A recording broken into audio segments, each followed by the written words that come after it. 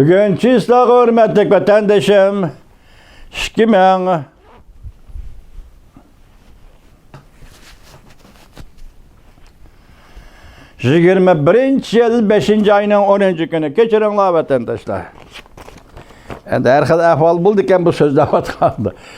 Şikayet 5. ayının 10. günü. Endiki yeni mavzu. Yeni sözleş hukuku talaş tartışı. Amerika Cumhuriyeti'nin xalqaro tartiblarini o'zgartirishga urinish g'arazlariga qattiq zarba berdi. Mavzuli xabar 5. ayının 8. günü Amerika ovozidan Xitoy tili programmasi e'lon qilindi. Xabar bunday boshlandi. Washington. Amerika Qo'shma Shtatlar Davlat ishlar kotibi Antony Blinken 5. ayının 7. günü Cumhuriyet Tashqi ishlar ministri Wang Yi riyosatchilik qilgan yig'inga qatnashdi. Davlat ishlar kotibi Antony Blinken ismini atamay turib, Cumhuriyetning kishilik huquq, savdo, territoriya, chegara qatorliq masalalar bo'yicha tanqid qildi. Xalqaro nizomnomalarni ko'zga ilmidi.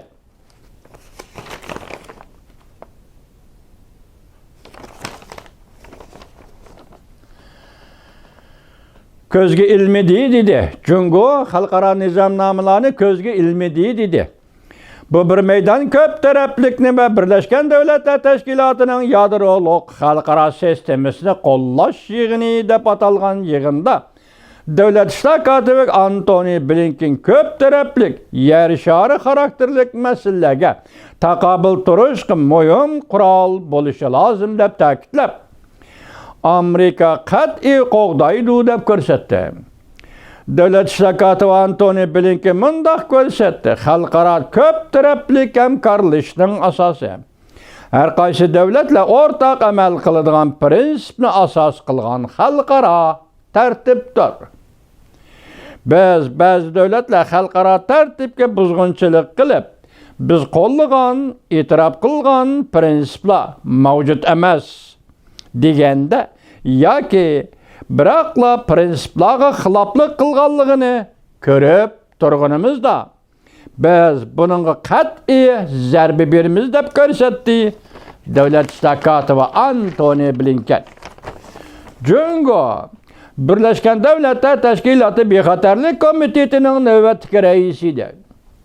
Davlat ishlar kotibi Antony Blinken fikr bayon qilishdan burun yig'in tashkillagan va yig'inga riyosatchilik qilgan Jungoning tashqi ishlar ministri Wang Yi mundaq dedi. Xalqaro prinsiplarni har qaysi taraflar o'rtaq yazishi kerak. Yalnız bir devletning patent huquqi emas yoki imtiyozi emas.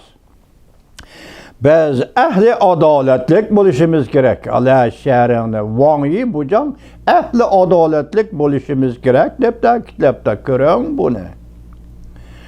Zo'migarlik zo'rvallik qilmasligimiz lozim. Ala o'shig'ingni. Olti o'shiq olti tushdi. Ala o'shig'ingni ko'rdingizmi?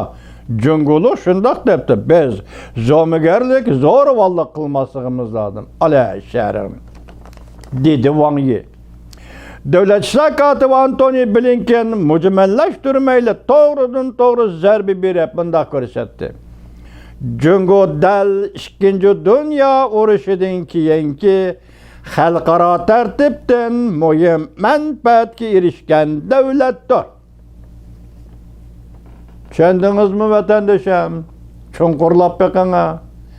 2. Dünya urushidan keyin xalqaro tartibdan Jungo qanday manfaatga erishdi vatandoshim? Uyg'uristonni qo'shib berdi-ku. 2. Dünya urushidan keyingi xalqaro tartib Uyg'uristonni Xitoyga qo'shib berdi-ku. Bu yerda Antony Blinken davlat ishlar kotibining bu jumla so'zida nihoyatda chunqur ma'no bor. Men shunday his qilaman vatandoshim. Men shunday his qilaman vatandoshim.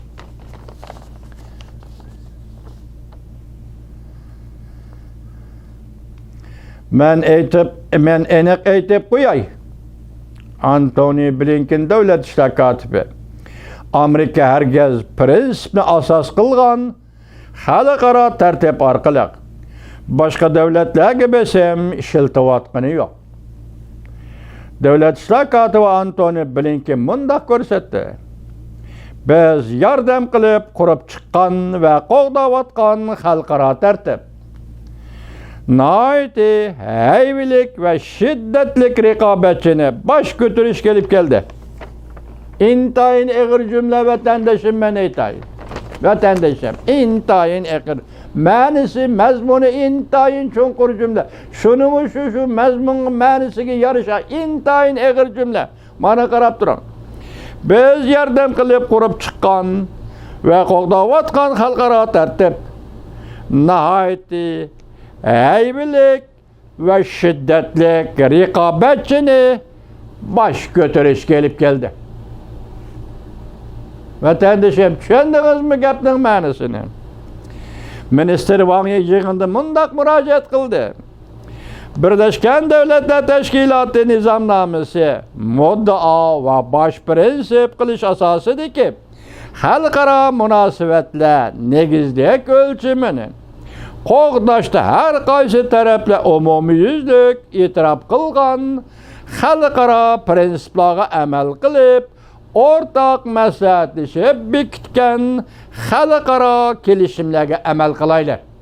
Vatandaşım, meselenin tügünü Birleşken Devletler Teşkilatı'daki çoğun devlet, Cumhuriyet Halk Cumhuriyeti Amerika Qo'shma Shtatlarining yuqori darajalik rahbarlari, Jungo'ning diplomatiya ministri Wang Yi, Amerika Qo'shma Shtatlarining davlat ishlar kotibi Antony Blinkenning mushu munozara, mushu abzassidagi fikr elişişi, talqinlari munozarasini esinglarda saqlanglar vatandaşlar.